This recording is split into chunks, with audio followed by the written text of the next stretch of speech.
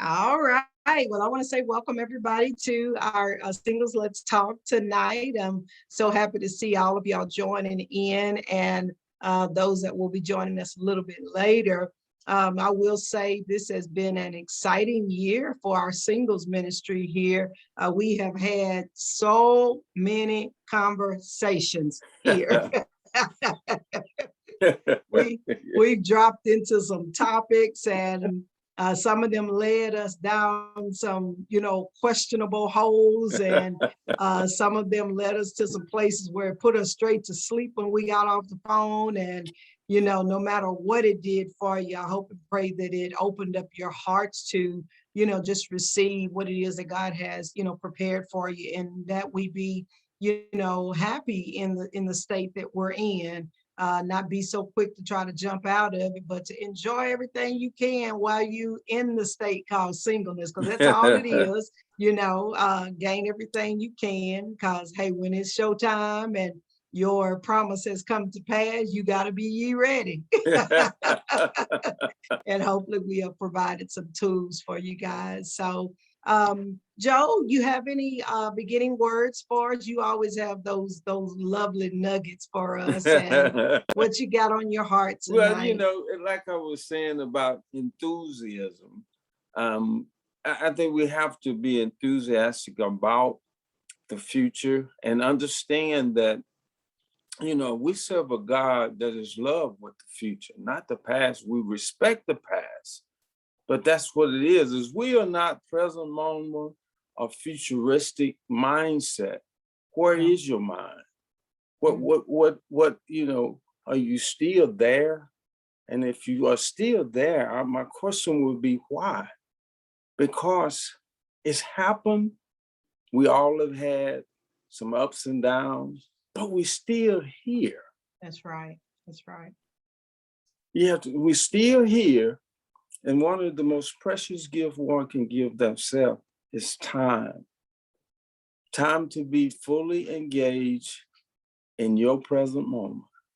Mm-hmm. I was talking to a guy yesterday. I said, look, we were talking for a few minutes. I say, this is the only thing we can own.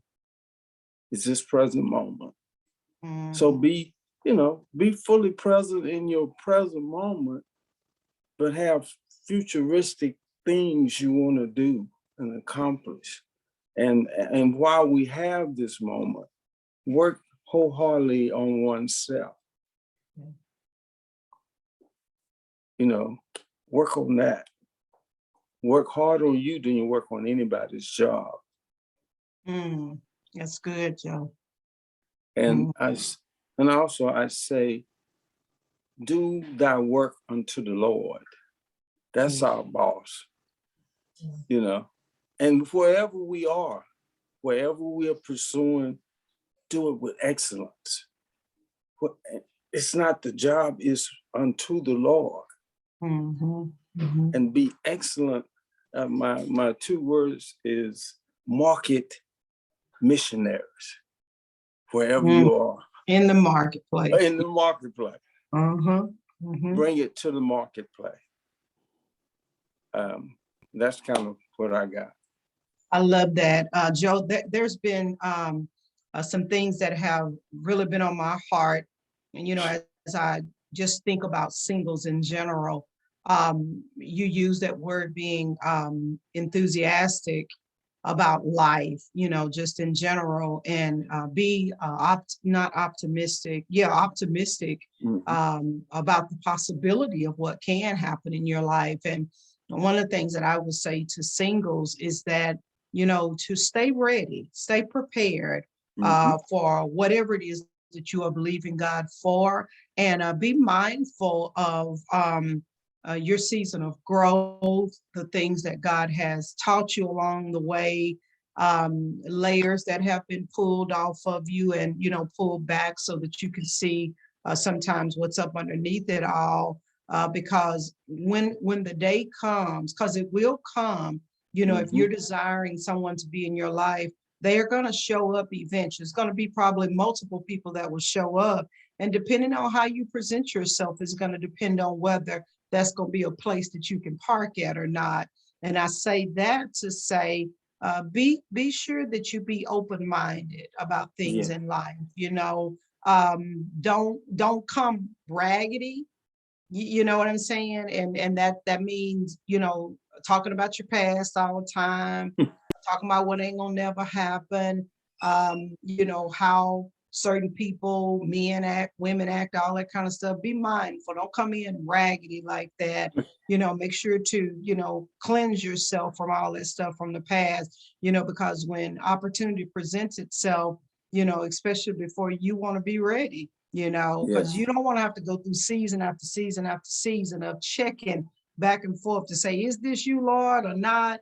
In those down times, I think that's a great time to, check on your spiritual relationship with God. So, just a couple of things. We went through a segment this morning in our Dream Builders class, and we were talking about, what's next for us in life. And one of the things that we talked about was doing a spiritual checkup from Mhm. within, making sure that you are daily checking with your spiritual man, to make sure that you are in alignment and ready for the things that God do. Because one of the things that the Spirit will do for you is that it will define what is, out of balance, what needs to be, maybe reshape, remolded, whatever the case may be. And then also understanding that your body, spirit, and your soul, they work hand in hand together. Mhm. And a lot of times what happens is the spirit man is taking the lead to let you know if something in your body is out of alignment, or if something is in your mind that's out of alignment. And one of the ways that we do that, like say for instance, if you're going to do a checkup, within the mind, check to see if you're overwhelmed in your place of singleness, check to see if you got racing thoughts, maybe things that have lingered on from the past. Check to see if there's any mental sluggishness, like being open to hear different conversations, or are you shutting your mind off and, not allowing yourself to even be in that space to, maybe hear something different. Check to see if you're indecisive. Sometimes, we can be in and out of seasons. One day we want it, one day we don't. Another day is like, I could take it or leave it, all those kind of things. Check to make sure your mind is in attack where it needs to be. Another thing in the mind, we want to, and this is what the Spirit is doing, is helping you to check to see if you're in alignment for the things that God wants to do. See, there's worry on you, asking questions as to what will this ever happen, worrying about whether you're going to be a good fit for anybody, if you big, if you too small, if you got enough, is it too late in life? All of that, those are all worry points that are within us.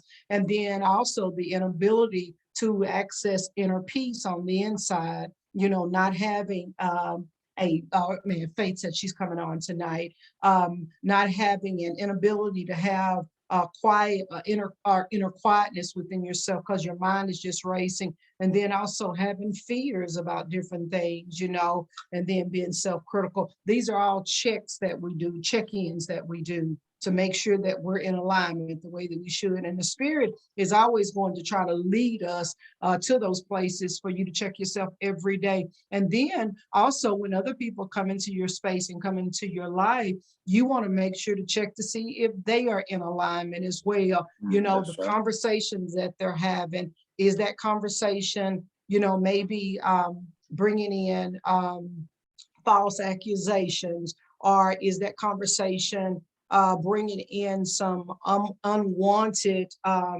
sometimes people can bring different spirits in with Yes. them. You know what I'm saying? A lot of confusion.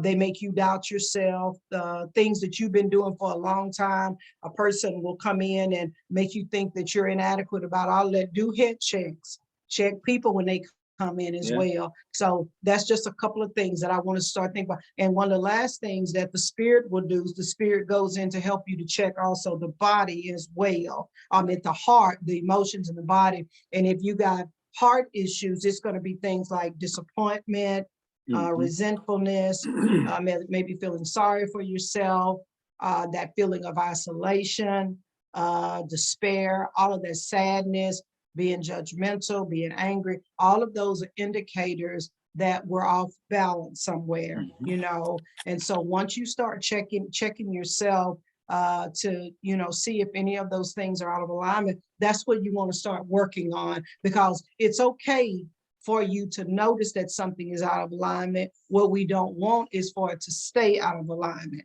That's That's what right. the spirit comes in to do. It comes in to, you know, share those things with you. So we're going to be back on the conversation tonight where we started talking about the unequally yoked part. I've got another celebrity that I want to kind of talk about a little bit tonight. And I think many of us have probably heard about them. And we're going to kind of dissect it on our own standards. And maybe we can find a place of reference. And that is Common and Tiffany Haddish. I want to talk about them tonight, the situation of the two of them dating for a year. And looks like Common may have a history of only dating a woman for 1 or 2 years.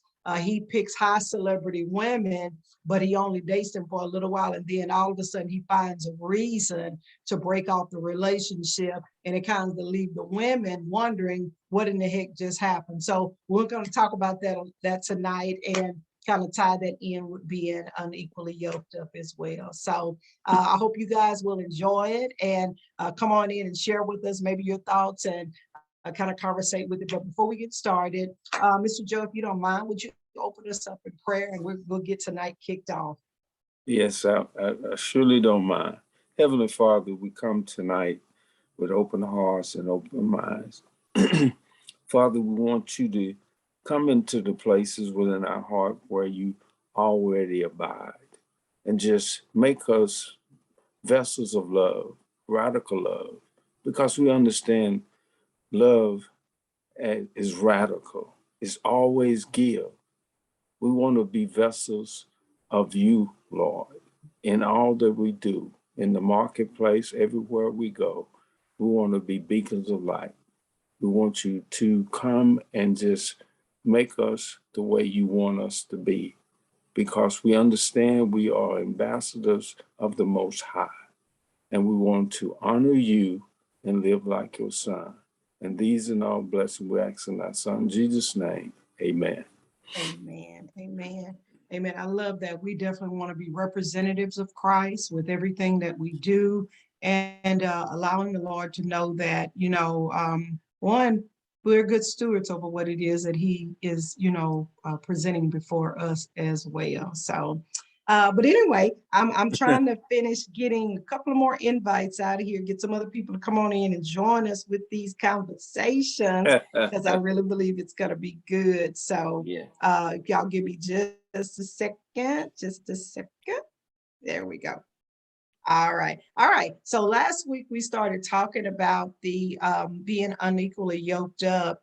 And I think the way that we ended it last week, we talked about, um, in other words, don't judge anything before time, you Yeah. know, because um, um, there are there are a lot of loopholes in the middle of a lot of things, though I don't think it's a wise thing to do to be unequally yoked up with anybody.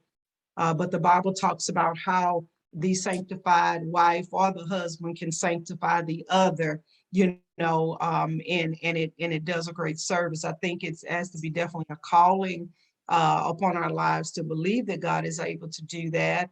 But we started off talking about the relationship with Devon Franklin and Megan Good, and whether this situation was one of those cases where they were unequally yoked up from the beginning, or did something happen in the middle of it? And then also, could you guys relate to them at some point? So let's kind of go back into conversation with that again. Did any of you give that conversation any more thought from last week? About how you can even be unequally yoked up with somebody in the beginning, but God can do a work in the middle. It's not the favorable thing to do, but how God could get in the work in the middle of that, you know, and turn a lot of things around. Anybody want to share anything? I'm excited to hear.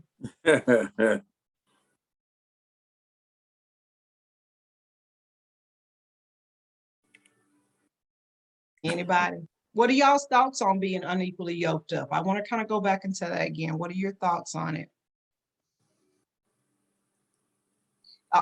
Do any of you, especially as we are getting a little bit older, do you think people are doing a lot of compromising these days? Are they settling in a lot of ways?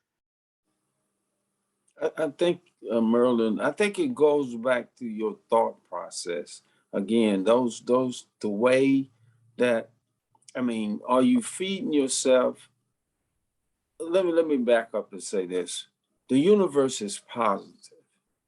So if you want positive things in your life, you have to speak positive things to a positive universe.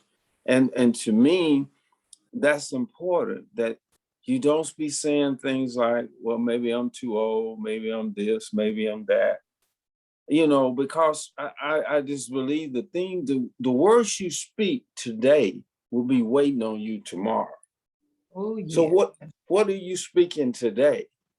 And Mhm. have you always spoke that? If you're Mhm. always speaking the same thing and want a different result, then you got to speak different things to get a different result. And Mhm. so I guess the thing is what are you speaking to thyself?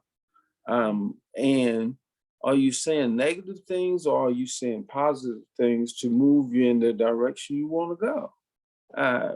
Words are so powerful, very powerful. And you have to be careful about what comes out of you, because whatever comes out of you, you will eventually be that. Mhm. Mhm. Yeah.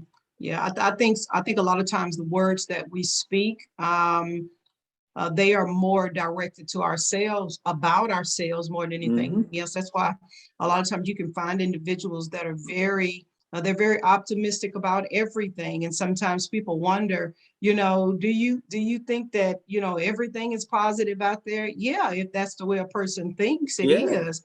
The Yes. Bible says, so as a man thinketh, so as a So, man thinketh, so shall he be. So everywhere he goes, that's what the conversation is going to be about. Because ladies and gentlemen, one of the things you want to think about is, as children of God, it is our duty to speak things into existence, because our words have power, and that means we can't haphazardly throw our words around as if they won't go out to get something. that's right. Everything that you speak every day. I'm talking about the smallest of things. Even your thoughts can kind of go into some behavioral things, because sometimes you act out what you think. You don't always say it. Sometimes you act it out. So being of a good mind, and making sure that your posture is well, it causes you to start attracting different things. And I really believe that I'm really concerned about relationships, because I'm seeing too much divorce taking place.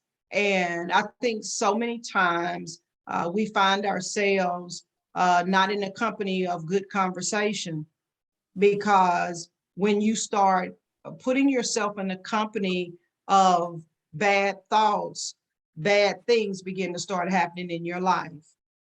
That's why it's not good, even as singles, to hang around other singles that may be living a promiscuous lifestyle, or that's not, if they're believing God for his best.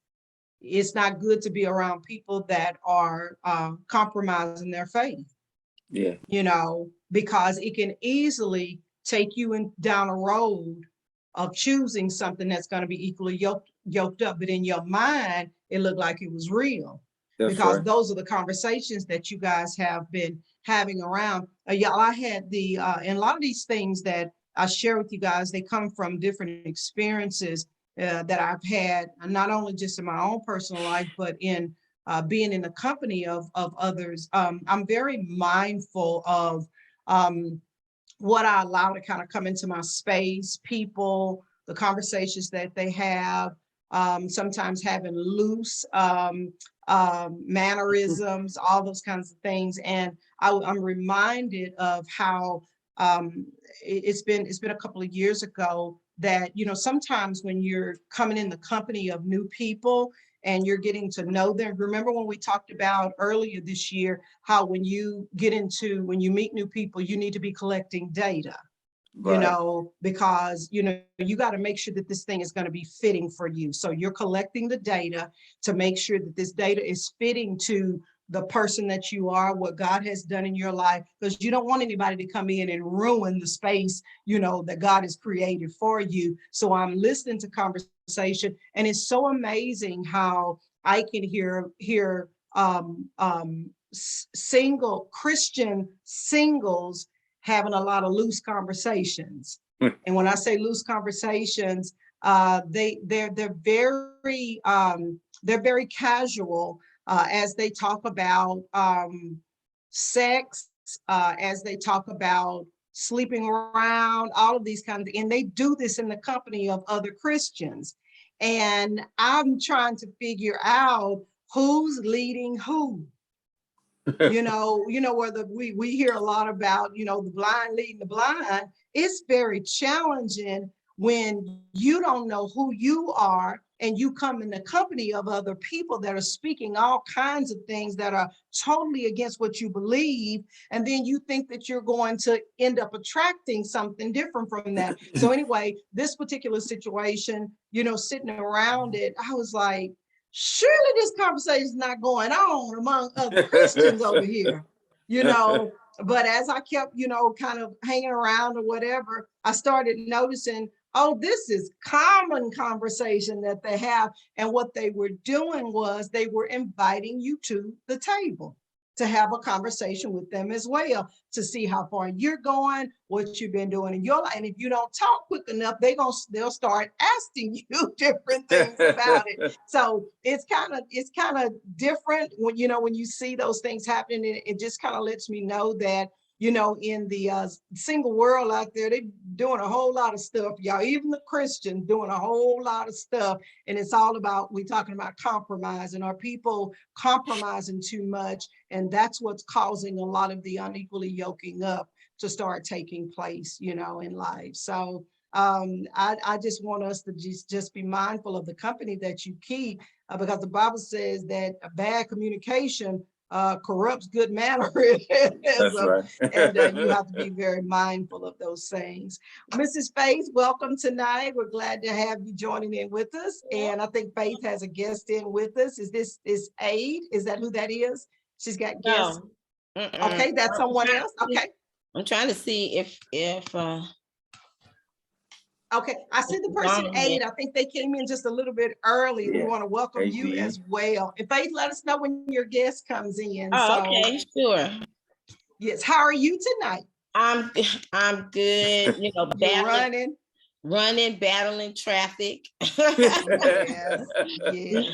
Battling traffic. And I said, oh goodness, is it 7? Oh, I thought I was really late. I thought I was really late, but I hope everyone had a good day today. Oh, we yeah. did. Yeah. I know I did. Everybody ready for the new year 2022? Yeah, Joe talked about it at the beginning, being very enthusiastic about, he's excited about the new year coming in. So yeah. Oh yeah. I'm excited about it as well. Whatever God wants to do, I'm in it. Amen. Right.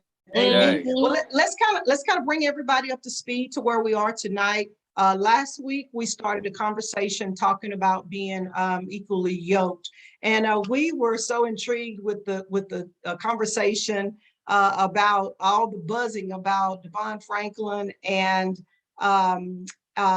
what's her name, Devon Franklin and Megan Good, about their split up. And from what I understand, the divorce is final already. That was pretty quick.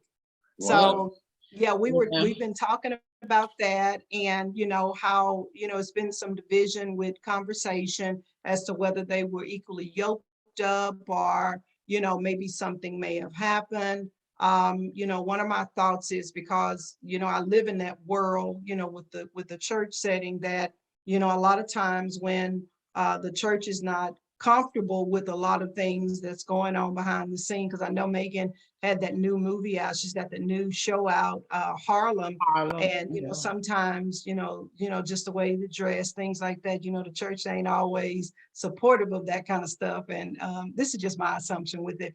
And if Devon did not get a chance, didn't have the support of the church, that means he didn't have the people fighting for him that he needed fighting with him. And sometimes you feel like you're in a battle all by yourself, and that can water you down, and you don't have the strength to fight.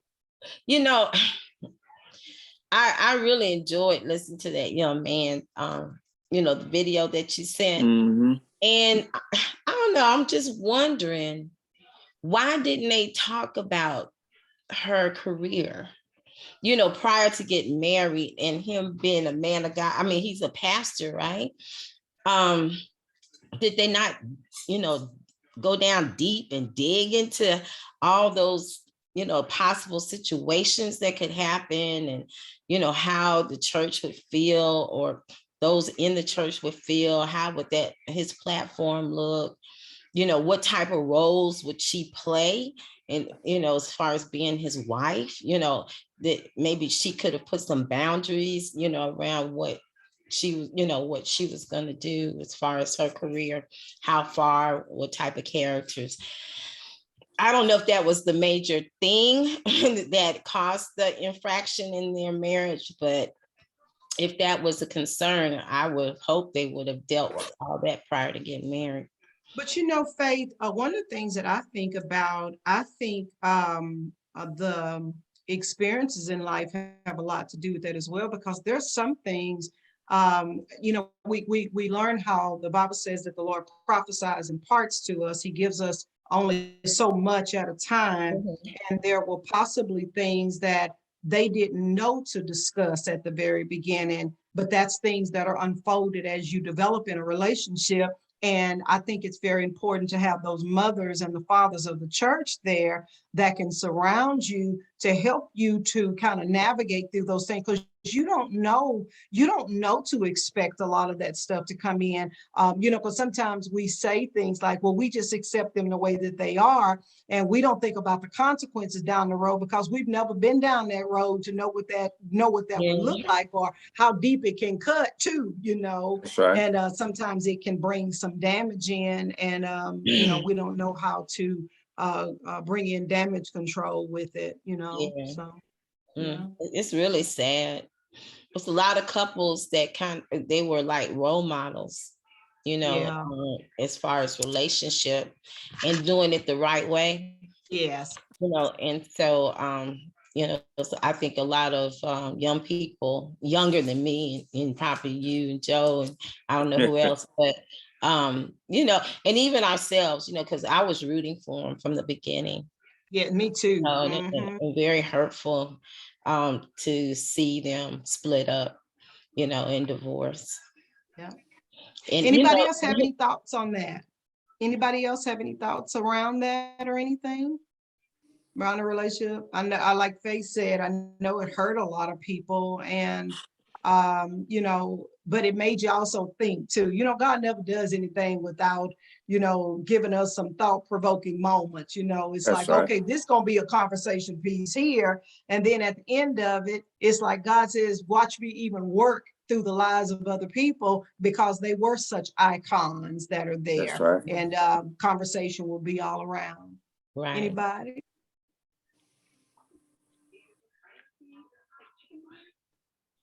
Okay.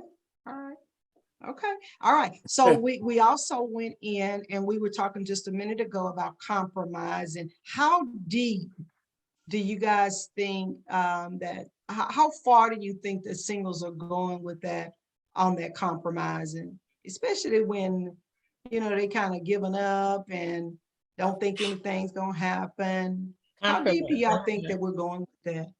I mean, which way are you talking about compromising? Just compromising in compromising to the place to where we end up being in unequally yoked relationships. Oh, okay. Okay, gotcha. Mhm. Mm. We going. You know, I was just thinking, I mean, you know, in some cases, okay, so I'm trying to figure out how to put this, how to put it in the right term. Okay, so say for instance, we have Lucy. Okay, Lucy meets this guy, right? And you know, I always hear this, what is the phrase this men, oh, God, they're God fearing, right? God fearing. Right. Yeah, Yes. yeah, I know, Marilyn.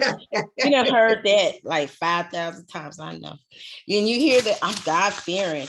What does that mean? Joe, tell me what that means. Anyway, tell me what that means. So does God fearing mean that you go to church? Does God fearing mean that you won't kill nobody, you won't steal? God fearing means what? You know what I mean? So anyway, you know, a single Lucy might say, okay, well, he's God fearing. but then when you start getting into the relationship and things start to happen, then God fearing they're not, you thinking they're saved, or they're Christian, and you see all these different character traits coming in that is not God or God fearing either. I don't know what that like the definition. God-like. So now Lucy finds herself in a situation where things are not lining up to where Lucy is, her belief system is. And so now you're, you know, involved, you've gone on several dates, you laugh, you like each other, the chemistry is there, and here it comes, boom. So now you're in an unequally yoked, you know, situation, relationship. And how do you handle it? Do you pray, you know, first do you pray and ask God, say, God, is this it? Is this what you sent me? Yeah. Or is this what I sent myself, you know, to me? You know, do I, you know, start maybe having conversations with this gentleman to kind of say, you know, this is who I am, and I'm seeing some things that, you know, are a little different than what I believe, and maybe they just don't know. You know, maybe they don't know, and maybe this is an opportunity not only to have a relationship, but also show the Christ within you, and give them some value, you know, about Christ.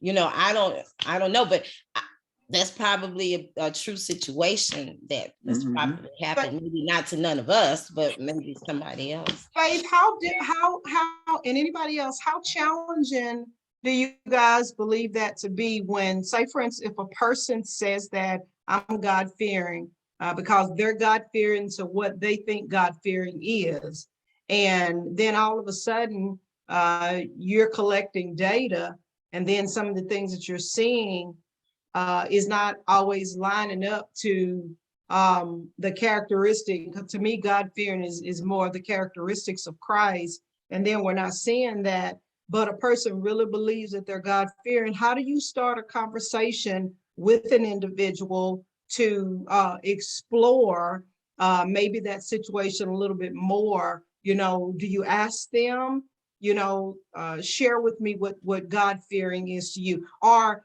do we, you know, before things get too unraveled, we intentionally go into it to talk about this thing God fearing, you know, well, especially if you met them on a site or whatever. One of the things that I have found to be good is once I have read through their bio, we talk about the bio and the things that you said.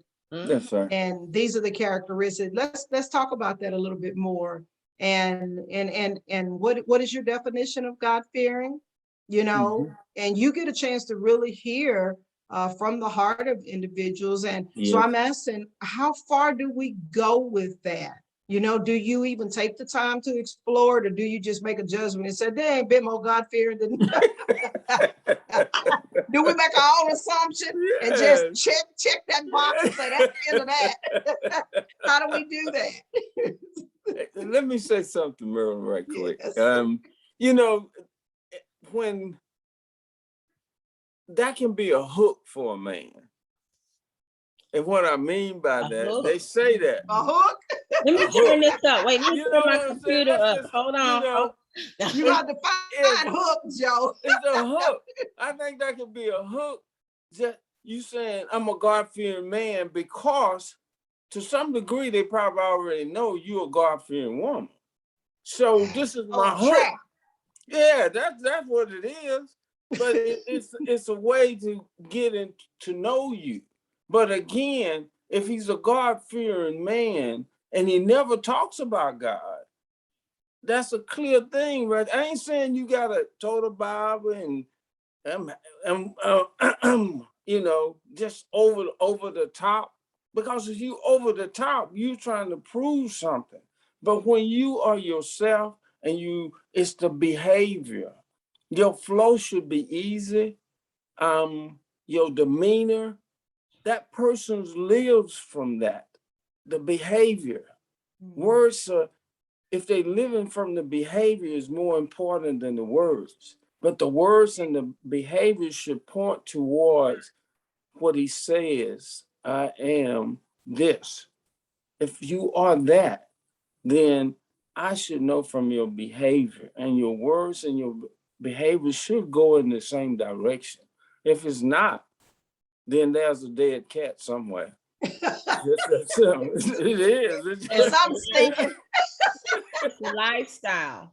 Yes, all of that. Should measure up to Yes, you measure up. the talk. The and talk. the walk. And a person should be comfortable in that faith. You should, yeah, they should be comfortable in it, and the flow should be not that complicated. That's what I think. But I just think, it's a hook. It's a hook. And it can be both ways. So would you say that because like you see this on a lot of bios with people, they God fearing. Right. So have they found that to be something that women are stressing that they want? I mean, we're trying to get an understanding. Absolutely, yes. I mean, absolutely. But what does it prove? Because it's gonna show up if you not later on. Yeah, but that's what they were hoping for the later on. They hoping you not really God fearing either, huh? Yeah. They hoping for the later on. I mean, it's surface now, but the later on, if you found that later, that's later. But now I'm gonna be that what you want. I mean, if I'm making sense, it's just, you have, you have people that's been in the street, they can still operate in the form and form of godliness. Yeah, I mean, I just think it is. And you'll know after a while, because like I said, if your growth and your maturity in the things of God are there, you will get that vibe. You will get the genuine of that person. And then if it doesn't come, you kind of know. So Joe, that also leads to when we're talking about being equally yoked up goes deeper than, are we both Christians? Yes. Are we even on the same page with our growth with Christ? Because there may be things like, say, for instance, if a person says that they're God-fearing, they really could be on the level that they're on, but there are still layers that need to be pulled back. And the only reason you know it because you've already kind of gone through those stages like that. Right. When do you get to a point to say, I don't know if that's a good deal or not? Yeah. Anybody? Y'all talk to us. Y'all thinking, what y'all thinking about over there? Tracy, what's on your mind? Tell us what you're thinking out there. You're in a relationship now, you know, at the beginning stages of relationship. Have y'all gone through that place to where you talked about being God-fearing or yoked up, equally yoked up? Have y'all talked about that? Not really, because well, mostly for us it's a friendship stage.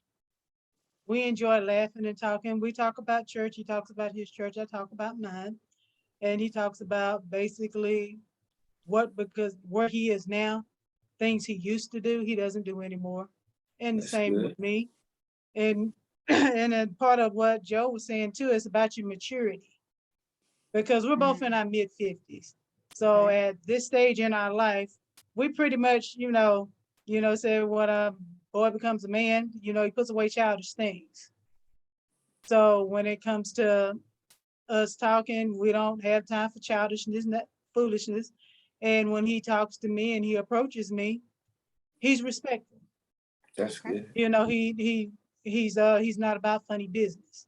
And neither am I. I'm not the type of woman I see a guy jump up and strap. But but with him, it just is how he treats me. It's like you say, actions speak louder than words. Yes, And when we're talking, he's not undressing me with his eyes, and he's not leading to certain conversations. We keep the Mhm. conversation on an even keel. Okay. that's respect. I love it. The Respect on both parts. Yes, Yeah. To me, that's a good indicator of a person showing God-fearing character.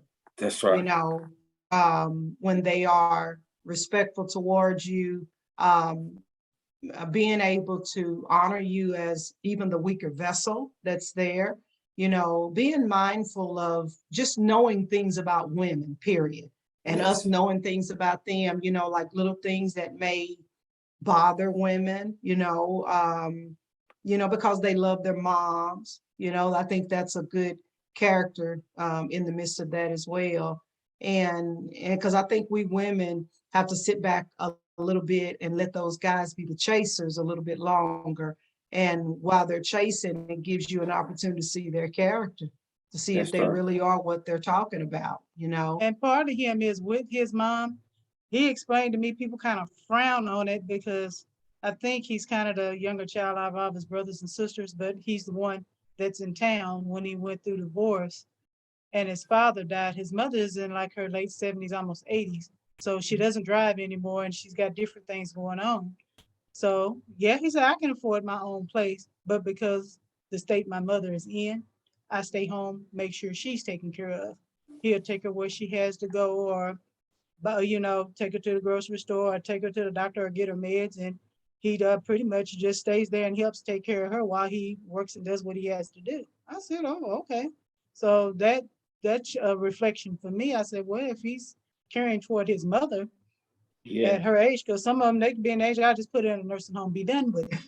No, But he's right. like, you know, he said she's still, got a pretty sound mind and everything, just mobility wise. She has a Mhm. time. So he said, out of all the brothers and sisters, he said, well, since I'm here in this town, I choose to stay there and take care of it, take care of the house, take care of the ground, make sure the house and everything is upkept and simple Good. things like that. Mhm. Yeah, I like it. That's really yeah, dedication. I love that. yes, yes, yes. 'Cause if you take care of his mother, he'll take care of you too. That's right. Yes, Mhm. I was Mhm. thinking about that today, how those are good qualities when you find a man that loves his mom, yes, you Mhm. yes. know.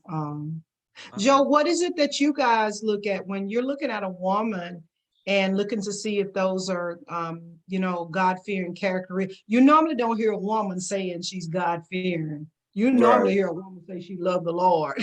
Yeah, She don't ever say God-fearing. But Joe, yeah. what are some of the things that men look for if especially if you're Christian and you're believing to be yoked up with someone, and you're letting the character of the person speak for itself? What are some of the things that you think men look for in women to see if it's lining up with what they're professing? I think this, Merlin. I think the heart of hearts understand genuine. And what I mean by that is it matches up. When you see things in another person, I'm not so much caught up on the outer, and that's okay. But I'm just saying, when you hear their heart, and not only that, when you see them operate, I hear what you say, but I want to see how you operate. I want to hear when maybe we say we're in a restaurant or whatever, how you even treat the waiter. Waiters. How is your words? Are you rough with them, or are you kind-hearted? That's demonstrated through action. And that is action in front of you. And if it's legit, that should be some consistency in that. Because this is a true you. It's not somebody trying to impress me, yada, yada, yada. No, it's where you go. I watch stuff like that. I watch because, people are people. And I always say no human being can be more human than another human being. So I need to see the humanness in you. I need to see your heart for people. Not, and that's demonstrated through your action. And to me, that's important. Watching the words come out of you and how they come out. And just in general, all the other stuff at the end of the day don't really mean a lot. I think if you at a place and you have an inkling of how to treat people, how you use kindness over always being right, all of those things are shown. And it should be easy to do if you got all that in your heart. And any person that has that in their heart, they don't have to strive to do that. That is a part of who they are. I don't have to try hard to be nice. If you're nice, it comes easy because that's the attributes you have. So all of those things are important, especially if you're saying you lining up, marching towards God, know God, and all this. Yeah. I say, I like to see the behavior. Yeah. Joe, this is some, and I think I know the answer to it, but I'm always interested. I've never really thrown it out before. A man that I know has a real love for God, but it's something. It's something that makes me think. If you are, seeking the things of God or whatever, and you end up meeting a woman that's very promiscuous in her nature, but she's Christian, she has a love for God, but in the quiet times in the background, this woman starts sending you like pictures, not naked pictures, but just pictures of like them maybe in nightwear, different things like that. As a man of God, how would that set off with you? Well, the thing about it, beyond that, being a man of God, I'm a man. Yes. First and foremost. I'm gonna look. Well, I'm gonna look, and you like, what, but that to me that's I mean, I'm not blind. Amen. But what I'm No, saying, I'm trying to get away from that. So to me, that's enticing. And that ain't really what I need right now.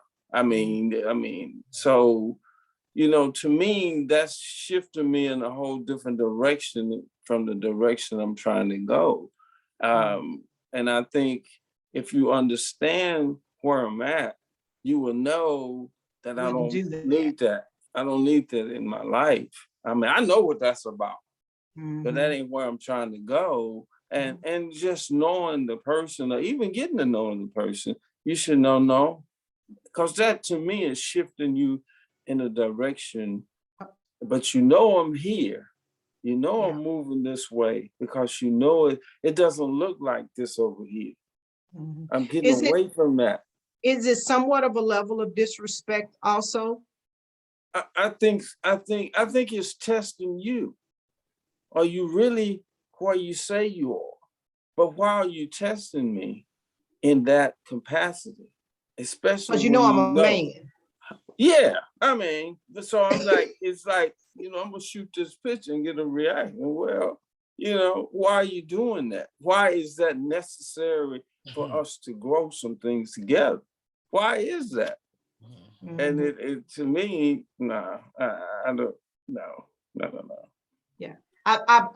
That's something that happened in real life with someone that I met, a young lady, and I didn't get it. Right. I didn't get how, because he's a minister, Mm-hmm. and I thought it was very immature. Mm-hmm. I thought it was very distracting, and it was not a way to start off with a relationship. Because that Absolutely. person is going to see you nothing as a sex, even if he did give into it, and he did not. Even if he did get into it, he's going to see you nothing but as a sex object, because that's what you presented to him Oh, first. by far. Yeah. Yeah. And you can't unknow what you know No. What you see. and Yeah. what you see. And that's a memory. Yeah. Yeah. First impressions are always the lasting ones. Yeah. Yeah. Yeah. It So reminds me, I guess my thing was, that's what I was talking about earlier, how even Christian women will test other Christian women by Mhm. things that they bring into your company, because I think they try you too to see if, Yes, they if you do. going, trying to see if we two pods together or not. And Right. yeah, I've seen those things happening, and I've never liked people disrespecting my faith. That's right. Especially even if you're getting to know me and you don't know how deep my relationship is with God. I don't think I wouldn't do it to anybody. I would never come into, even if I drunk wine, if I'm meeting people for the first time, I'm not going to present that in front of them, That's right. because you don't want to do things that's going to be enticing to them. And I think sometimes that's how we end up being unequally yoked up, when we compromise on things like that and say, oh, it's okay, that's them. They can live whatever life they want to, but not knowing that bad communication, it corrupts the good mannerism with you as Oh, well. yes, it They have a does. saying, birds of a feather flock together. That's right. So I'd like to hear some other people's thoughts on that. Maybe that's just mine. I don't know. I'm trying to keep my world as clean as I can over here. I got enough crazy thoughts in my own mind. I got to fight my own demons. Ain't mine. What are your thoughts, Faith? Oh, wow. Yeah, that's that when Joe, yes, I hear you. Because sometimes we look at Joe, Joe is a man of God, and everything, but when he said, first of all, I'm a man. He's my brother. You know what I'm saying? I keep forgetting he's a man.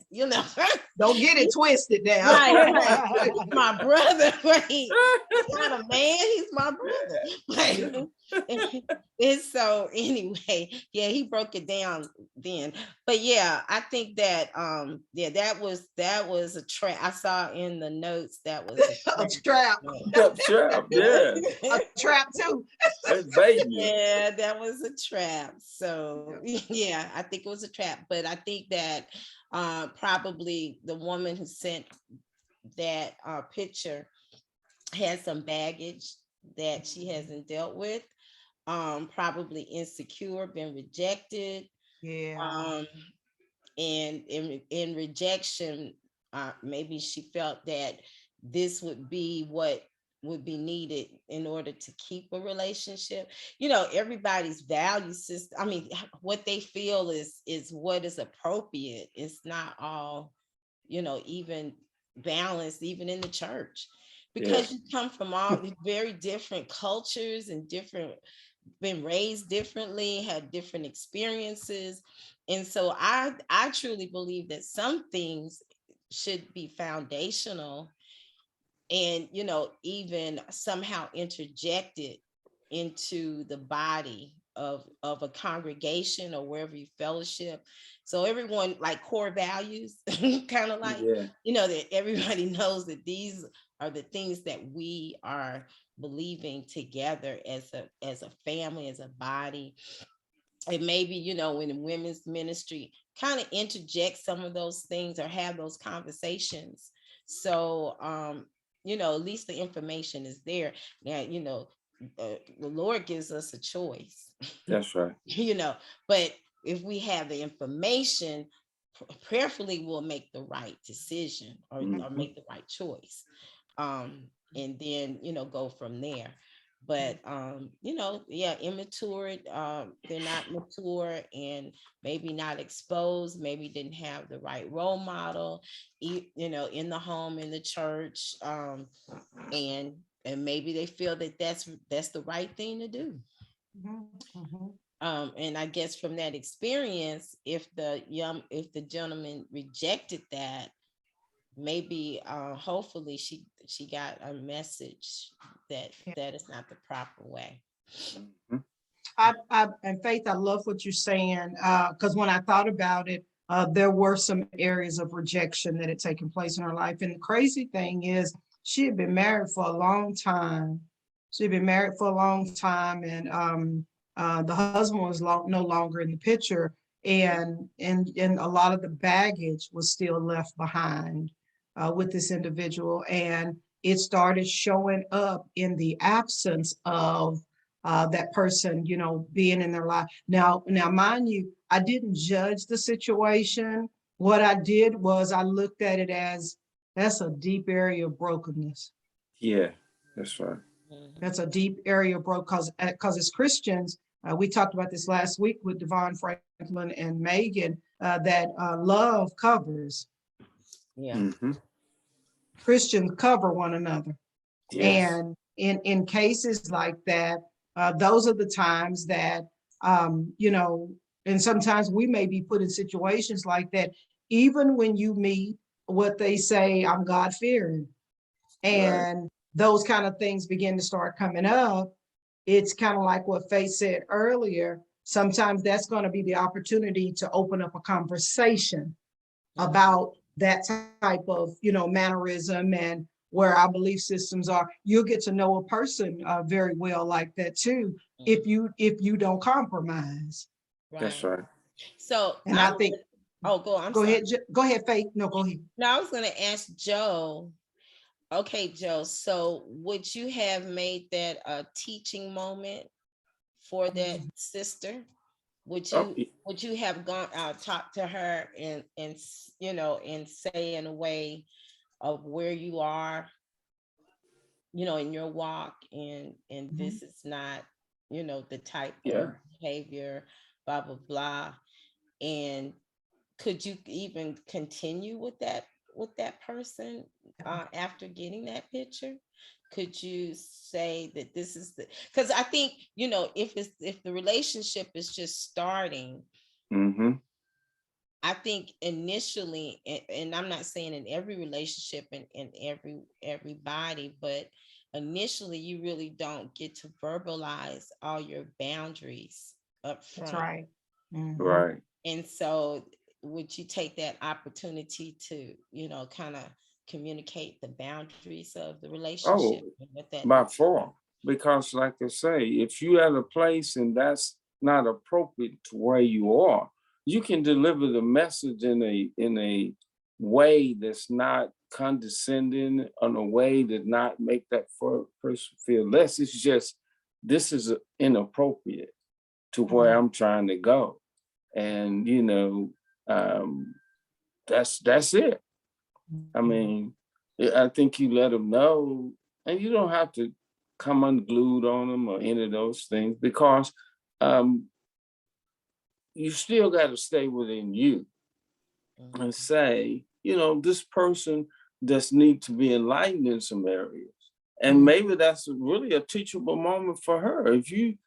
If you're saying you are this and that, it's got to line up. I'm not judging you, but does that line up to this over here? I'm just suggesting. Did this line up to where you trying to truly go? Yeah. Because it doesn't line up where I'm at. Mhm. It's about alignment. And you- Go ahead. No, I was going to say it could bring healing. Yes. Yeah, I believe Just your so too. conversation with that person could bring a healing Mhm. moment Yes. into the place where the broken. I mean, I'm not saying total healing. It might be the beginning of the catalyst to start Yes. healing. Yeah. Because some people don't know that that's inappropriate. That's right. Because the way that I looked at it, if she had known it was inappropriate, I don't think she would have done it. Absolutely. Yes. Yes. That's right. And to do it so freely, when people do things very Freely. up front, that's an indicator that they may not know, or like Faith said, maybe they're trying to find a place of security somewhere, and maybe they think this is what it takes to get a man and to keep a man. Yeah, that's right. And then I'll bring the God thing in later. Yeah, that's true. That happens a lot. It I'll does. bring the God thing, but the man ain't gonna respect that God thing in it later, because he done got a taste of something. He done got a taste of something, and you try. Yes. It's kind of like y'all. I've been on this binge with a Good Time. Every now and then I'll start picking up shows, and I've been watching Good Time, and I didn't notice on the show that Florida was a Christian and James was not. James was not. That's a good one about being yoked up. That look at how I know it's a TV show, but how it worked. But there were many times where Florida kept saying, James, that's not the godly thing to do. And James would come back with he would come back with something I crazy. just want to help the Lord out from time to time. He just want to help the Lord out. Yeah, no, that I was on the series, on the one when Mad Dog had shot JJ, and he was talking about. He said the Bible said that. I'm not gonna use the jawbone of an ass to do nothing with him. He said he's gonna do something.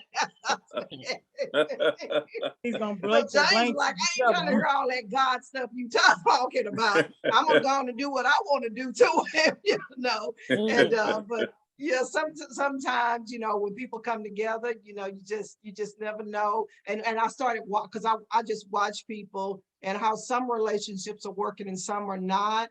I think when the Bible said that woman's chase conversation will win them over. And one of the things that I kept noticing that she was doing, it was her tone that she used with him. She was not putting him down. She stood up to him, but she was not putting him down. And then she also reiterated all the time how much she loved him. Even when she was correcting him, how much she loved him. And then they were talking about, when they fight about something, how who always win. He said, but you always win. She said, because that's she said, because I'm always right. But it's just the way that you do it. And I'm saying all of that, even with the situation with Devon and Megan, I wonder if there were ever times to where there was compromising, and the compromising was misunderstood, because we can fix it on the end. Right. That person knows how much I love them. We can fix it on the end. But sometimes when a person has an appetite for something, especially when it's dealing with money, and I've been dealing with show business as long as I've been dealing with you. That's right. And I'm more sure of this show business than I am of you. You understand? Yeah. Sometimes it kind of we choose them battles, and it's like, no, I don't think they're gonna stand up for me like these folks in show business will, because that's where my money come from. And that's where my fame is coming, even though it's a false fame. That's where my Right. fame is coming in. I ain't sure about this God thing, even though I'm a Christian now. I ain't sure about this God thing over here because these folks act a little fickle. Yeah, But my audience loves me. My fans love me. that's Mm. exactly, yeah. Yeah. Yeah. Sometimes it can Could be have a been battle. she hadn't had any work in a while. I mean, she's on Harlem, and I heard someone told me it was good. I haven't seen it at all. Yeah. But It's good, but it's raw. oh, it is. Oh, oh yeah. Oh, I don't know. I've never seen it. I just Me heard neither. about it the other day. But maybe she hadn't had a part in a while. And she Mhm. said, okay, this is something to bring in That I want to money, do. to Mhm. satisfy, her maybe boredom. She Yep. might be bored, Um, and Boy, Yeah. with this once you Christian get, thing.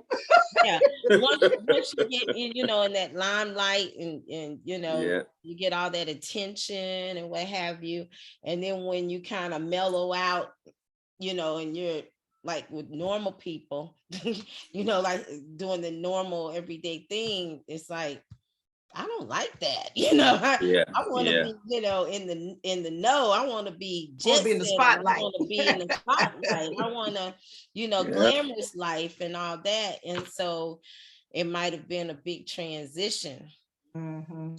for Mhm. her. I don't know. Then I heard something about the having children. That I was did too. too, Mhm. Yeah. that she didn't want to have kids, or she was freezing her eggs or something like that, or I Yeah. don't, Yeah. you hear all this stuff. You never know unless you the two people, right? You can hear Yeah. all this stuff unless you them two. You don't really know what's Right. happening. You can only speculate. Right. You know, Exactly. Yeah, that's true.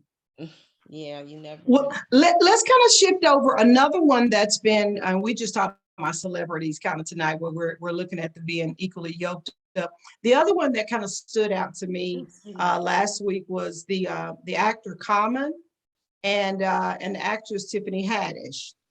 What? And it has come out recently that Common and Tiffany, they've been dating for a little bit over a year, and Common broke the relationship off. But the reason that Common broke it off, Tiffany is saying that's not what he told her. And you know how they digging into his background. And they said that he's used to dating high profile women. I mean, he's high profile himself though, and he doesn't go far with it because maybe he's afraid of commitment. That's another thing, what I think that being yoked up about our beliefs that have to be talked about at the beginning. One, like say for instance, when you get into a relationship with somebody, to do your history, do your homework on that person, because history repeats itself. If it ain't corrected, it's going to repeat itself. That's right. And if there is a common place to where this person is used to being in and out of relationships and not making a commitment, every woman think they gonna be the one. I'll be the one to make the change with them. But how far do you go in that relationships when your belief system is, I want to be married, this person has not really shown a history that that's what they want is a committed relationship? How far do you go with that? Or do you compromise and stay with it and just say, we'll just see where it goes? Anybody? Wait. Wow. Marilyn, that was packed in there. I'm just saying that was Yeah. okay. So I'm trying to break. Okay, so you're saying that you're in a relationship. Mhm. Okay, wait. Hold on.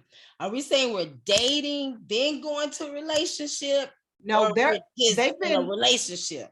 they've been in a relationship for a little over a year. Common and Tiffany I didn't Haddish. even know that. So I'm Yeah. trying to know. So I don't. Yeah, they've been dating for a while, and they've kind of kept it kind of hush hush. That it's not all out in the spotlight all the time, but they were in a committed relationship, and then all of a sudden one day, Common decides that that they're it's kind of like they're not having time to develop a relationship, whatever the case may be, and Common breaks it off.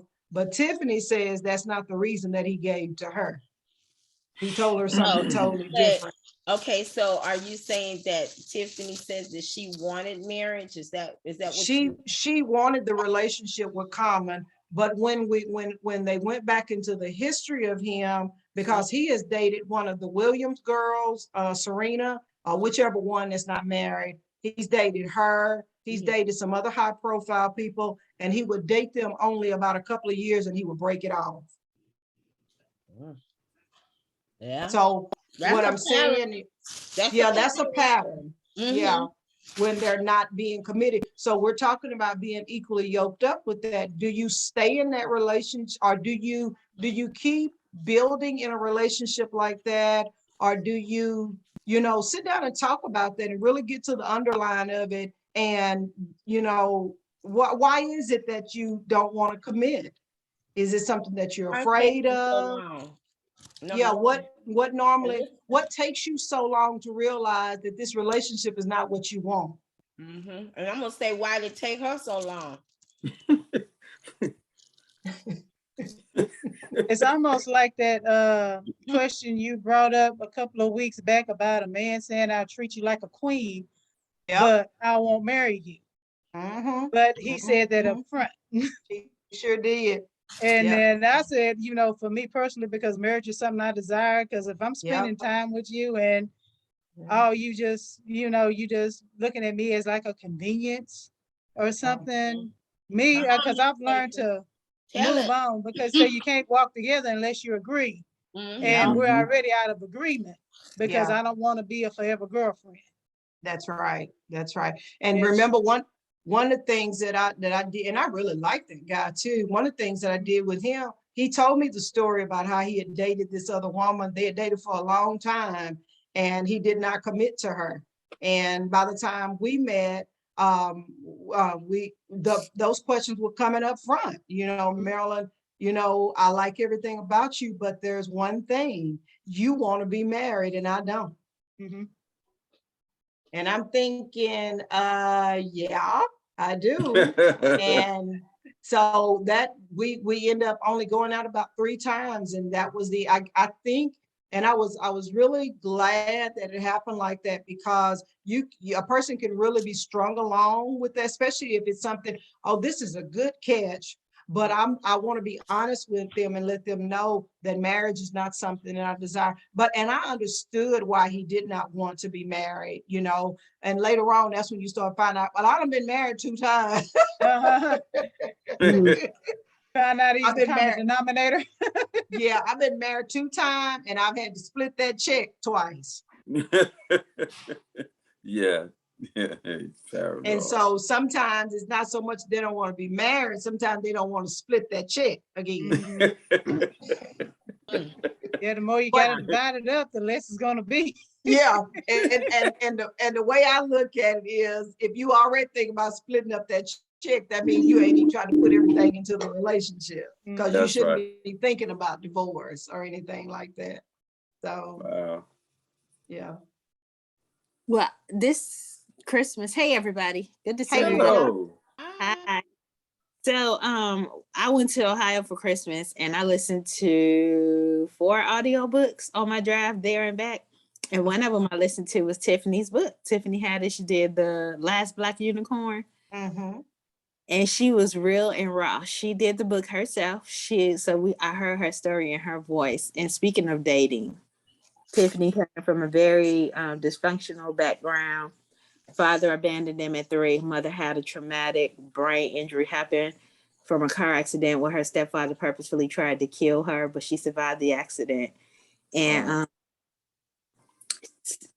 the way that her mother's health declined, she ended up in the foster system for years. And so she told a good bit of anecdotes about dudes she had dated over the years, how she even became a pimp at one time from a guy she had been dating. And then she talked about her marriage and how she married a cop who was very, very controlling, and who had like a tracker on her car, who was like senselessly beating her. and she finally got away from him and divorced. But because she had never been loved, never been accepted by her father, didn't really feel like anybody in her life ever chose her or picked her, she went back to the marriage. She just really wanted it to work, even though she wasn't even attracted to him when she married him. She said he was fat, not very attractive, but he was somebody who wanted her. And she had never felt wanted. She had a spirit of rejection upon her, basically, from her father deserted them, all that stuff. And her mother having children with a second husband who she loved those children, but because she hated Tiffany's father and I always said, you look just like your ugly daddy and she had a real bad, self-perception. And so she went back to that husband and remarried him. And when she remarried him, of course, the same kind of thing was happening. And finally he did, I forgot exactly what he did to be the last straw, but right before a girls trip came out, she finally was like, that's it. She broke it off. And she talked about how she's not ever been in a healthy relationship. She didn't mention Common in the book, but she talked about how she hadn't had any healthy relationships and how she always just wanted to feel loved, and how her father died a few years ago, and she tried her best to reconnect with him and like establish a relationship.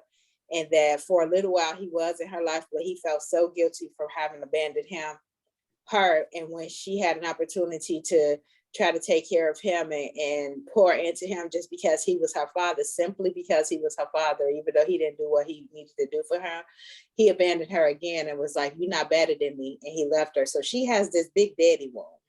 So of course, her getting with Common, he has an industry reputation. They call him Community D. I don't know how true that is, but he has a reputation for getting around. Oh, what? Hey, we throwing all these words around tonight, Joe. Just fill in the blanks. Fill in the blanks. They say that about him. And so, he too has never been married. And Tiffany was pretty adamant about her wanting to have a child. She shared in the book that she had an abortion, and her husband, I think she had 2 miscarriages. Her husband had beat her at one point so bad she lost the baby. And so she wants to be married again healthily, and she wants to have a child. But Common, this came out early in the relationship, was like he doesn't want any more children. His daughter's grown and he doesn't want to start over, And so I think they were on different wavelengths with that. And then I think they were trying to make it work. And I don't know exactly what else he said, but the one reason that came out, I watched a couple of the videos around it when this first came out, and it was basically saying that their work schedules are so hectic that they didn't get an opportunity to spend much time together, and so they grew apart and the relationship ended. But I think probably both of them too have traumas. He talks about his too in his book that he wrote. And he was at the red table with Jada and talking about love and all the different things he experienced and heartache and heartbreak. So when 2 people come together who have had a lot of trauma, and, I think they're both trying to work through it, but, not everybody is your person. Not everybody can help you heal, and, Tiffany laces hers with humor, but she talks really seriously about her. She probably would have not been here. She would have several times taken her own life, had the opportunity to talk about it on stage through humor. And she carries a lot of guilt. She feel like she killed a man before, which, she's not really technically directly responsible for it, but she did contribute to the death of an old man from dancing on him, twerking on him at a bar mitzvah. And he fell over dead, I pop my booty on him. My booty is lethal. And so she talks about it and she uses it through humor. But you know what they say about a lot of comedians and people who joke a lot and all that, they do that to keep from crying. That's right. Yeah. So, but it's a lesson, I think, for all of us that, whatever we've been facing, and, I think people who have experienced foster care and very broken homes, you know, especially if feeling like your mother's favorite other children, you know, because she said her mama didn't treat none of her other brothers or sisters that she had by the stepfather like she treated her, but she only treated Tiffany that way. And Tiffany illiterate till she was in the 9th grade. She couldn't even read. You know, it was a lot of things that happened in her life. But it was a really interesting story. I'm listening to Will Smith's story right now. I'm like halfway through it. It's so good to hear these Audible books. And you know what? It goes to also tell us a lot of times the people that we're idolizing or watching, you know, we wonder sometimes why we so messed up is that we got our eyes on the wrong thing, you know, and you're expecting to get good resolves out of your relationships, but your eyes focused on things that are unrealistic. They're not authentic thing because, you know, to me, it's just like doctors, they're practicing medicine. When people go in and out of relationship, they're practicing these things. And I think in order to, you know, hit it on the nail, we got to find something that's going to be solid. You know, what is equally yoked to you? When you ask that, you ask somebody that's been married for 30, 40 years, what is equally yoked to you? How do y'all stay together like that? You know, what are some of the hardest things that y'all have had to deal with? You know, what happens, you know, when we feel like we're not yoked up, when he lost his job or she lost her job, and really it was just a season that you were going through. You know, I think we do have to have people to help us walk through those things. But, you know, a lot of people, they are, you know, handling, and it amazes me how a lot of times when we talked about that this morning with the dream builders, how we stay in victim mode a lot, meaning we talk about the trauma a whole lot, what happened to us, who did it to us, but we have not spent a whole lot of time in healing and being the victor. What is it that you think is going to be displayed more than anything? Whatever it is that you've been focusing on the most. Because most of the time when we get into relationship with people, if you've been in victim mode for a long time, the Bible says out of the abundance of your heart, your mouth is going to speak. So the very moment that you start opening up, which could be maybe you know, it could be a promising relationship or whatever, but because you've been in victim mode so long, it's very likely that that situation is going to turn until you turn. That's right. And sometimes we can actually spit so much poison out on people being in victim mode that by the time we feel like, well, I'm through, you done spit on them, you done spit corona on them so much, now they sick over there. That's right. It's kind of like being a person who's they self-sabotage themselves. Yeah. I dated a guy like that, trying to get to know him and everything. And, you know, he stood me up and then got to treat me like I was the one that did it to him. Oh, Y'all all are like, you just want this, you just want that. I'm like, I just met you, and how have you already decided this about me, and you haven't taken the time to really, you know, get to know me and things. And turned out later on, a cousin of his told me he ended up regretting what he did. I said, well, bottom line is I was open enough to give it a shot. But he made the choice because he was, you know, I guess he figured, well, I better walk away from her before she walks away from me. There was this gentleman, and y'all know I like to share this stuff with y'all on here. There was this guy that, you know, there was a gentleman, when I tell you, he talked like he really loved God. That's all that came out of his mouth about God. And what brought commonality with us was that we were both life coaches. I think he was going into life coaching or whatever. And he wanted to know what my story was behind it. And he started critiquing it. He started criticizing it. That's not life coaching. No. I said, well, it works for me. And then that part, I'm like, I'm so over that conversation. But when the person started talking about my church, and started talking about my pastor, I had to stop him and let him know that's not cool. That's not cool and that's not godly. Even if you do have an opinion about somebody else's pastor, their pastor, that's just like you talking about my mom and my dad. Right. Keep that comment to yourself.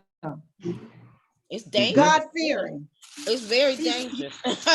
He's Yeah, God fearing, but he didn't respect what you've been, I'm just, yeah, there's a lot of Yeah. What he conversation. said didn't line up with who he says he is. It didn't.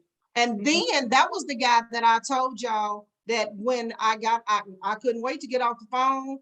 And I was very nice. I said, well, thank you so much. It's been a pleasure meeting you, been a pleasure, talking to you, whatever, and I appreciate it. He texted me 15 minutes later and said, what? WYD. What you doing? What you doing? What you doing? You Not want to- talking to you. The booty. That's what was not lining up. And what I did was that I saw it when it came through that night, but I didn't respond to it. When I woke up that next morning, I said, I noticed you text me after I finished talking to you. Is everything okay? He said, oh, I was going to ask you something. No, you were not. No. WYD was to start another conversation about you done already tried to offend me. Right. What do you think I want to talk to you about? He wanted to keep the madness going. I think so too. But I said, that's somebody that ain't talked to nobody in a long time and he liked to fuss.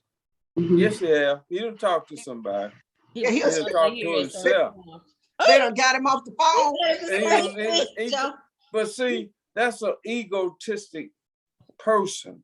Because the ego always want to feel separate and superior. Yeah. Yeah. That's what that is. And then he's gonna tell you what he think is what a good coach look like. Yeah. And don't have a clue. He ain't even He's just started. getting it. I'm gonna say he hadn't started his business. And he was started. I swear it works for me. I don't know what anybody. He told me that's motivational speaking. That's what he told me. Hey, he done coach the coach mad now. Right. He done coach the coach mad. But you know what? You start listening to stories like this, and you start analyzing.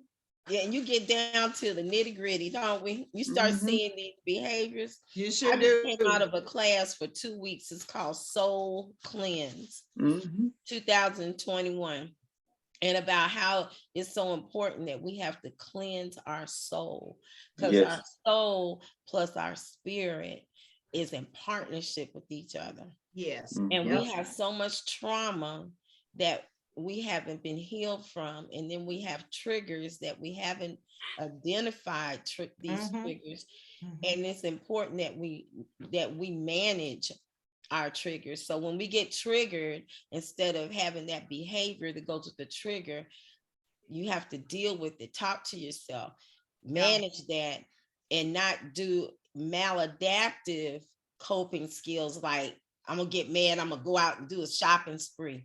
Right? I'm gonna go shopping like retail therapy, but when the bill comes next month, then we're gonna be mad because we gotta pay this bill. And now I need a financial coach. Right. But these triggers and all this is, it's really serious business. And if we don't deal with those things and be transparent with ourselves, and allow us to be healed. Sometimes we get permission to ourselves to be healed and to even dig up those roots that need to be, dug up. Right. And to deal with those things, because those things could be hindering why we are single right now. That's right. That's right. Doing them personal assessments with yourself. And these classes are good to do that, because I can only imagine, even those that are not really talking, you're hearing it and you're hearing a story that you've been through. But I wouldn't dare tell nobody that I've been going through that. Right. But when I hear other people talking about it, it's like, you know what? So that's what was going on behind the scene with that. And you know, and again, what it does, it causes us, if we don't start talking about things, it causes you to cover things up. That's right. And you'll never know what being yoked up and unequally yoked up, because it can mean a lot of different things to a lot of different people. And I know for a fact that people are doing more compromising than they're doing anything. That's right. It is.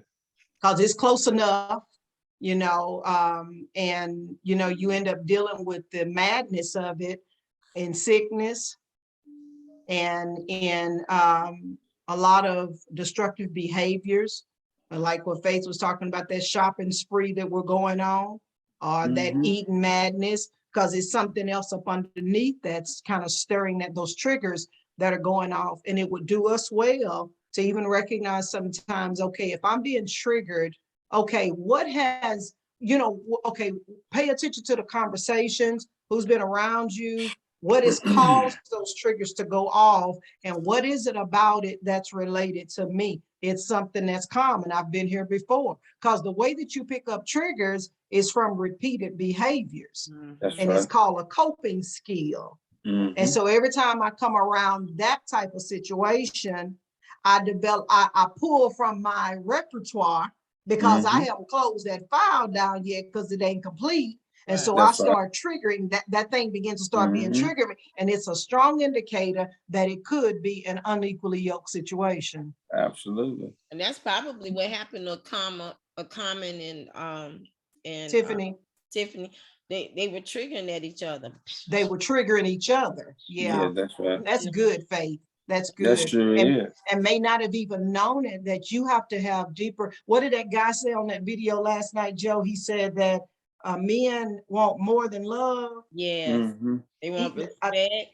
Yeah, they want more than, it takes more than love to keep a man. I think that's what it was. Yeah, it is. Yeah, so that one was really, really good. And so a lot of times, and all I'm saying with that is, you know, as you are, you know, maneuvering through in life, and I want to see all of us happy, you know, with someone, but you want to, what the Bible said, let this mind be in you that's also in Christ Jesus. He's given us a good role model, a good, you know, guide to follow. If we will come close enough to him, you got to want him in your life, in your relationships, in order to get that type of outcome out of it. But if we start bypassing things, and we're human, guys, don't think for a moment that you're not. Faith said something a few minutes ago about how oftentimes, she said something similar to this. Oftentimes, you have to get yourself in the company of other people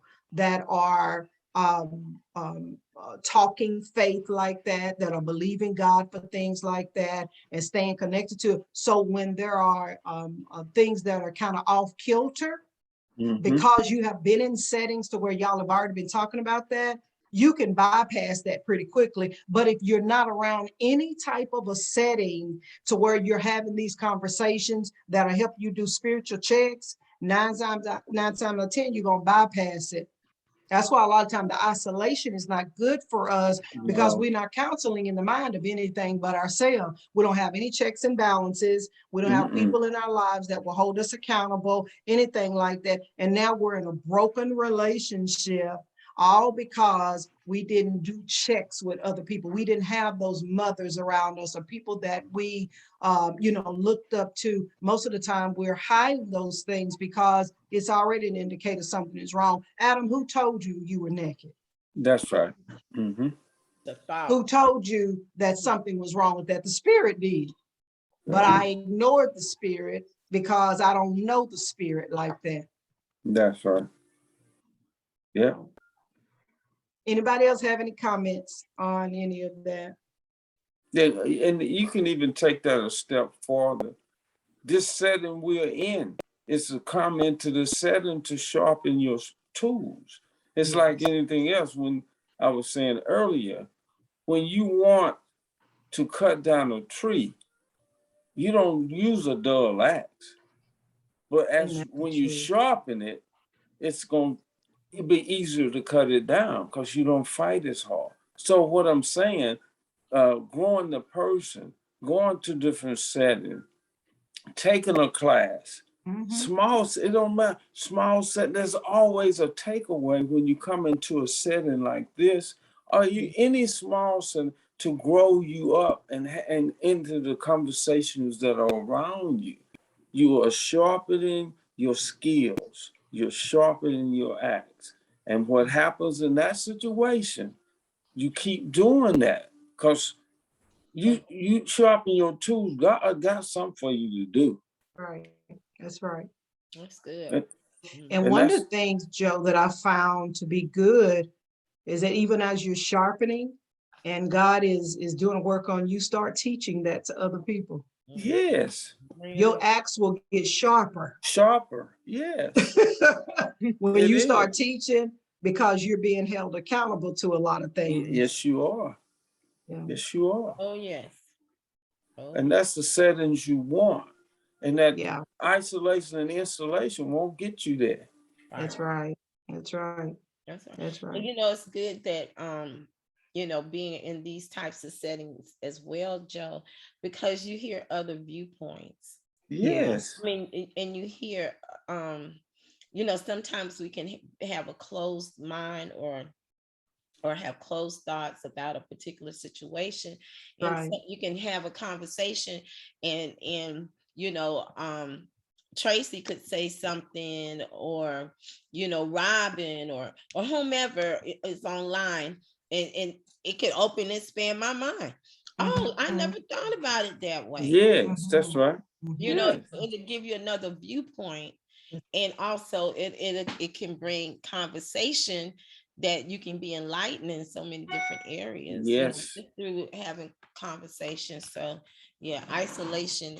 The only person you talk to is yourself. That's right. That's right. That's right. How many of you can say that this year has been good for you since you've been coming into this singles environment? How many of you have really grown from it?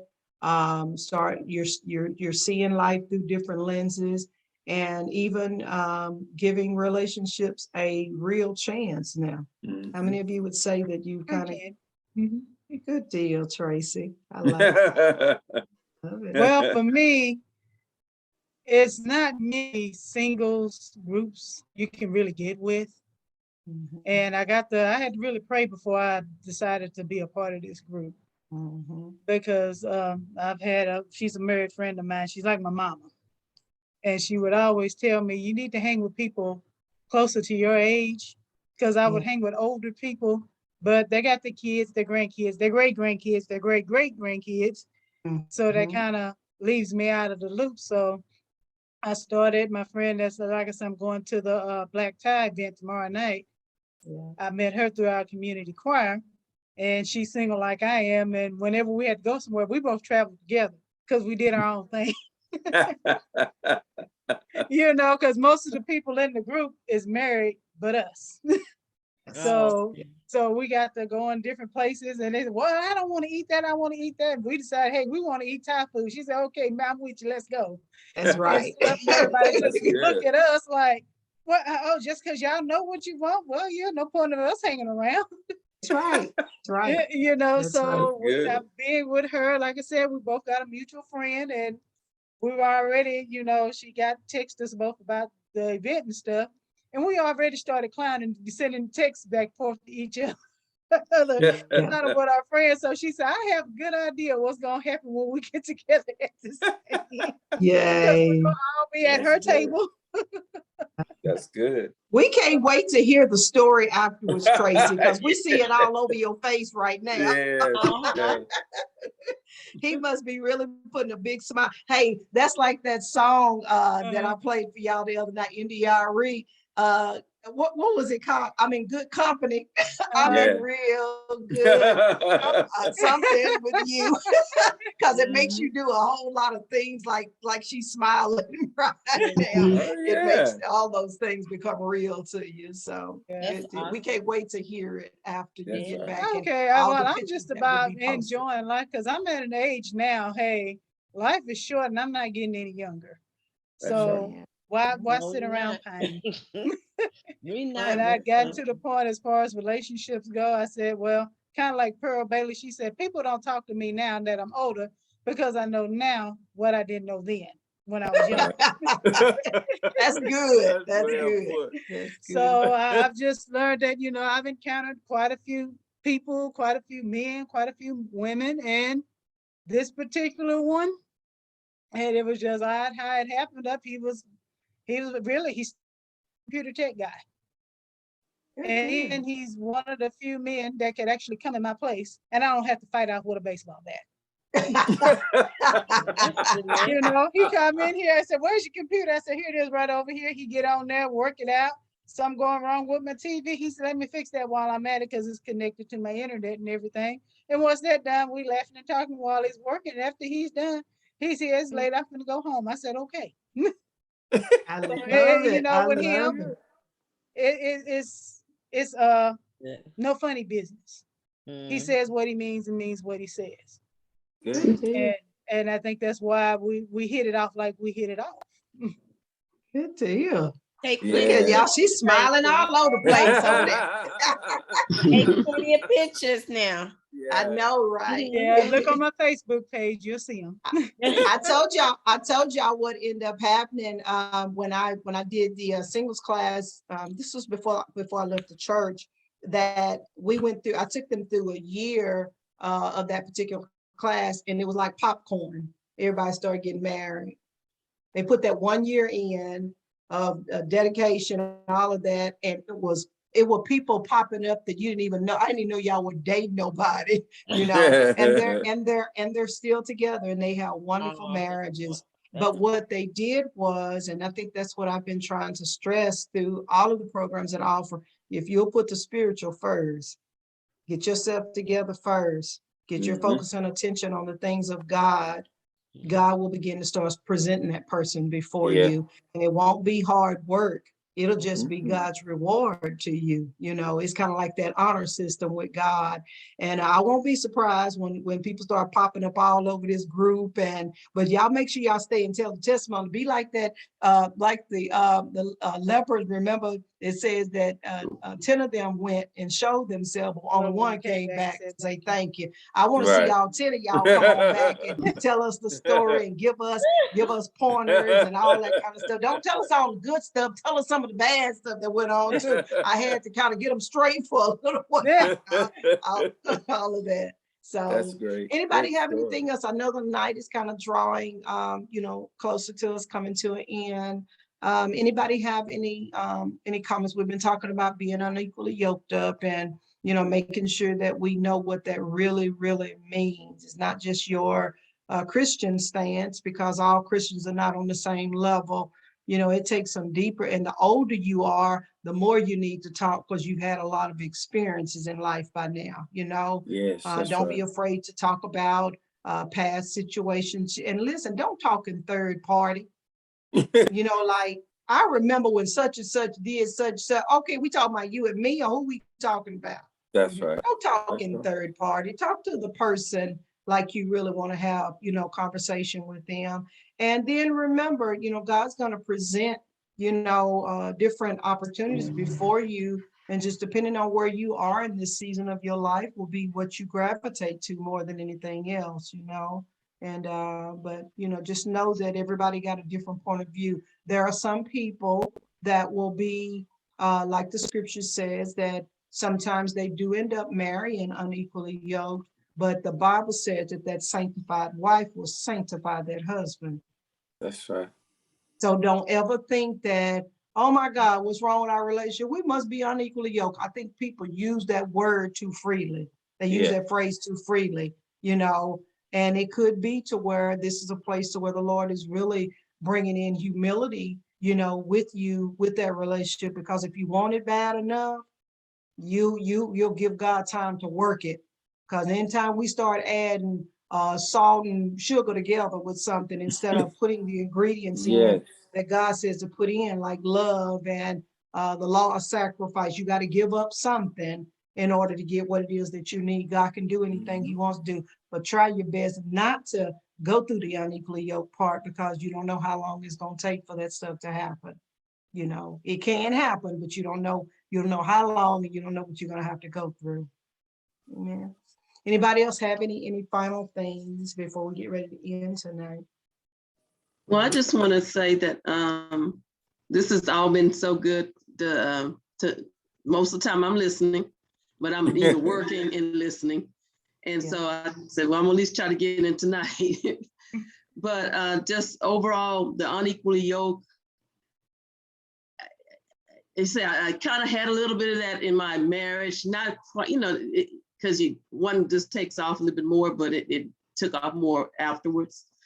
But when it comes down to, when we talk about Megan and Devon, when they had that book called The Wait to come out. And so my daughter, boom, got that book, listened to it, and she, had me to get it. I never did listen to it, but it inspired, I think you were saying earlier, how it inspired the young folks. Young people. And I mean, talking about the 20s, the 30s, inspired them to wait. If they were busy, they decided they gonna wait. So it made a big change. And so when that happened, my daughter was like, wow, it kind of shook them. Mhm. And so now, of course, people, the Christians, they stay the course, but it's the ones who were not, they either were walking the double, but now they were saying, well, I'm gonna stay abstinent. I'm gonna do this with the guy. I'm gonna, see if this is the way to go. And now that they're probably saying, well, maybe not. Maybe I do need to they're thinking, this is my interpretation. I'm gonna be me. And if he really wants me, this is what I'm just gonna have to be me. That I thought that way that they said the wait would work, but now there's the questioning, is the wait really the way? And but thankfully, I know better. And of course I talk to my daughter, and I talk to, whoever I'm able to share with when that comes up, I'm able to share about. It's better to wait, because when you start becoming intimate early in the relationship, I think he was talking about that promiscuous and sending pictures and stuff, because she might have went through some stuff, but the thing is that she might have been she had that longing, she had a rejection, but then she had that spirit of, she'd been married. So she had to really ask the Lord to push that desire down. That's exactly right. And so she was dealing with two different things of being single and what's once had a regular relationship. And now to get into a place where she's waiting and then deciding to, okay, well, to make sure I'm at the top of his list, let me send a picture. That's a good way to see that too. That's why I said trap. That's why I said it was a trap. Yeah. But it might have been her way of thinking, I'm gonna be at the top of his list because he see me. Right. I But think Or she had that's needs to be fulfilled. that's why Faith and I are starting that class, Single in Life After Divorce. Mhm. You gotta talk to people about that stage. Getting past some cravings, because that thing is still alive in you. And you're gonna have to shut that down for a bit, because you got to go through healing. Mhm. And just depending on what it is that you get a fresh start. What are you wanting this time that maybe was not there before? What, a lot of things can be added to the relationship, but when you're in relationship with God, there's still a standard. It can't be the double standard. Yeah, well, I've been married before. I already had sex before. A bunch of us have. That don't mean nothing. So that's why we're starting that class, because I really believe it's a lot of people that have gone through divorce and losses and things like that know nothing about that single life, because they've been married for a long time. That's right. That's good. Right. They don't know anything about what Don't single want people it. been going through. And they don't No. want the mother at the church telling them to go take a shower. That don't work either. Y'all, I can't wait to tag team with Faith. I mean, Great. come on. Put the Bible on your head. All that kind of nonsense. You know what I'm saying? I cannot wait. You because live in a real body that if you've been married for 20-something years, you are a real person. Like Joe said, I'm a man. That's right. And we are women. Yeah. And you going through that whole relationship with your husband, and then you get divorced, and all of a sudden you think your body's gonna say, body. Maybe just hold on to the Lord. I'm like, you got somebody to hold on to. He said, "You Yeah. say that." That's why they make Jesus is my husband. that's why they got those body pillows. Have you seen those long body pillows Yeah. you can put in your bed? You better hold on to Yeah. that body pillow. Yeah. But you still, That's a good conversation to have, Yeah. Faith. What do we do? What do we do? yeah. There's a song by Kelly Price. I didn't know. Hey, I wasn't good enough. I hey, didn't know. that's a constant deliverance. You hear me? That's a constant deliverance. You're right about that. Constant. Yeah, gonna be chopping at it like again. And then listen to this, some of the things that we didn't get straight 20 years ago, now we back at the door facing that stuff. Like, what you say? I already bypassed it. So we're excited. And as you guys see, I know we're getting ready to close out, but we got a lot of shifts and changes that's going to be taking place in the new year. It won't be happening at the very beginning of the year, but we're going to be transitioning through some phases. Faith and I are going to be starting a class entitled Single and Life After Divorce. And I think I want to put loss on the end of it, because there are some people that have gone through losing a spouse also. And we want to talk about those things, or even allow them to talk to us about it, because we don't know what it's like to actually lose a mate, like that. Yeah. And then we've got a new group of singles that's going to be coming in, kind of heading this particular class here. So y'all can have some real open dialogue about some real stuff that single people that ain't never been married before, they think different than people that have been married. It's totally different on there. Really? And then Mr. Joe is going to be heading a class with our men. Yes. Y'all, while the women are getting healed, Joe done been over here. He been over here eavesdropping with the women about what they thinking about. So Joe's going to have an opportunity to talk to our guys. I think that's going to do what, Faith? He's been ear hustling. He's been ear hustling over here. I've been the inside guy. He's been the inside guy. So Joe is going to be spearheading that class. And for those of you that have men that, I think this is going to be an opportunity of a lifetime for Joe. Joe is so ready. When I tell you he's so ready for this, and I've already got guys, when they heard about it, they were already talking about, I want to be in that class with Joe's at. And I'm like, oh yeah, you will not go wrong, because I don't want to leave our guys behind. And majority of the things that we've got moving forward is for women. And who better to lead them discussions than Joe? Joe been here with us the whole time. So it's going to be good. So in January, in January, Faith and our first class is going to be taking place. We'll be doing these on second Saturdays for the most part. So the first class is going to take place January the 8th, which is all of our classes will be on a Saturday morning from 10 o'clock to 12 o'clock noon Central Standard Time. Only once a month do we come together. The singles right now will still be coming together on Thursdays until we can kind of get everybody kind of acclimated to that. And then we'll let the leaders kind of discuss when is going to be the appropriate time with that. Mrs. Shelley is going to be a part of that. Mrs. Katambra Jeffries is going to be a part of it. Mrs. Sheena Fight is going to be a part of it. And there's one more person that I can't think of. Oh, Karina. Is Karina, are you going to be a part of that? She may be a part of that. What am I being a part of? No, it's not Karina then. If she don't know right now, it's not her. It's somebody else that's actually in on that class. I know Demetrius has been married before. So what'd you say, Katambra? Isn't it Camilla? What's her No, name? Camille's going to be a part of the merit class. Okay. Camille Bill.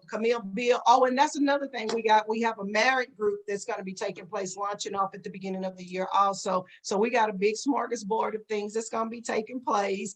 And we may not meet every Thursday night, but you guys will get enough information for those of you that, be a part of all the different classes. We're going to fill y'all up enough to where you can kind of hold off until the next month comes back again.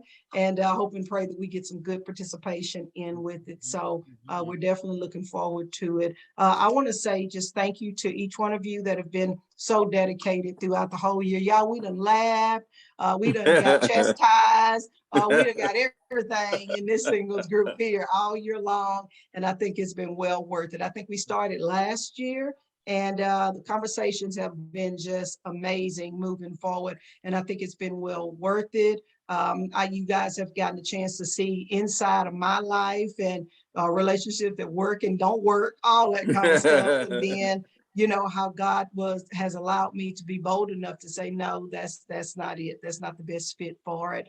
And I hope that you guys will, sometime use that as example. Don't be afraid to live out loud. I'm not afraid to do any of that because I need to be transparent before you guys and, let you know sometimes you win and sometimes you learn. I That's never right. lose, but sometimes we learn. And I always say God is always going to save the best for last anyway. So That's I right. hope and pray that as we get ready to end this year, that you guys stay so committed to your walk with God. Know that God is faithful. He will do exactly what he says he's going to do. If you're in a pruning stage, please stay in that stage until God gets through with you. That's If right. he's got you in the winter months and you learning some things and having to pull off some, old layers or whatever, please let the Lord finish doing what he's doing, because in a little while, springtime is going to come in, Oh, and you're going to get a chance to laugh a little and shrug that stuff off. And more than anything, you become a better person than what you've been before. So, Joe, do you have any final words, or Faith, you have any final words before we end on tonight?